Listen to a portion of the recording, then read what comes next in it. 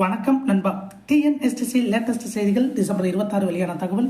போக்குவரத்து தொழிலாளர் ஊதிய ஒப்பந்த பேச்சுவார்த்தையை பெயரளவில் நடத்தக்கூடாது சிஐடியு. போக்குவரத்து தொழிலாளர்களின் ஊதிய ஒப்பந்த பேச்சுவார்த்தையை பெயரளவில் நடத்தக்கூடாது என சிஐடியு வலியுறுத்தியுள்ளது. சென்னை குரோம்பேட்டை மாநகர போக்குவரத்து கழக பயிற்சி மைய வளாகத்தில் போக்குவரத்து கழக தொழிலாளர்களின் 15வது ஊதிய ஒப்பந்தம் தொடர்பான 2ஆம் கட்ட பேச்சுவார்த்தை டிசம்பர் 27, 28 தேதிகளில் நடைபெறுகிறது.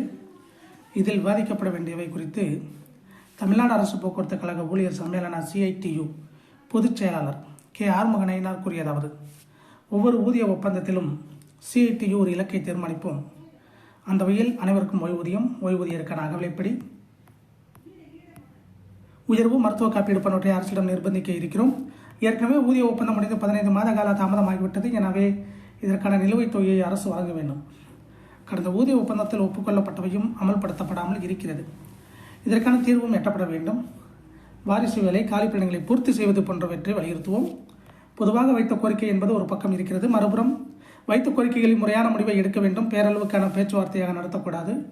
பேச்சுவார்த்தையை திறந்த மனதோடு அரசு நடத்த வேண்டும். இதில் ஏதேனும் குளறுபடி செய்தால் மேலும் அரசுக்கு அவப்பெயர் ஏற்படும். இவ்வாறு அவர் தெரிவித்தார். இதை போன்ற போக்குவரத்து துறை அப்டேட்டுகளை உடனுக்குடன் தெரிந்து கொள்ள நம்ம சேனல் சப்ஸ்கிரைப் பண்ணுங்கள், ஷேர் பண்ணுங்கள், லைக் பண்ணுங்கள். நன்றி, வணக்கம்.